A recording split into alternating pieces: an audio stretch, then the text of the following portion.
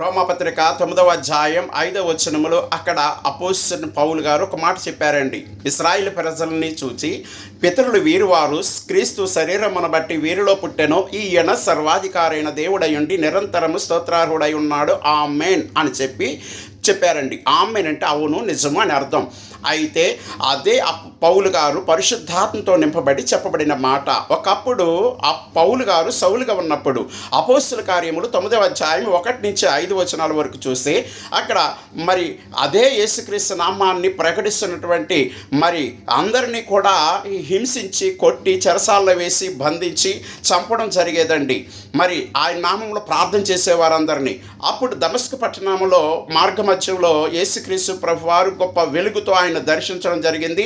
అప్పుడు ఎవరు ప్రభువా అని చెప్పి అడిగారు సౌలుగా ఉన్నటువంటి పౌలు గారు. నేను హింసించుచున్న నజరేయుడైన యేసుని అని చెప్పారండి. అయితే అప్పుడు అననీయ దగ్గరికి వెళ్ళమన్నారు. ఆ వెళ్ళిన తర్వాత పరిశుద్ధాత్మతో నింపబడిన తర్వాత నా పని చేయమని పంపించారు. అప్పుడు పౌలు గారు మరి యేసుక్రీస్తు సర్వాధికారైన దేవుడని స్వార్థను బోధించడం మొదలుపెట్టారండి. అదే విధంగా ఒకప్పుడు యేసుక్రీస్తు నామమునంటే నాకు ఇష్టం ఉండేది కాదు, నేను ద్వేషించేవాడిని. ఇప్పుడు ఆయన సర్వాధికారైన దేవుడని నా ద్వారాగా ఆయన చెప్పించుకుంటున్నారు.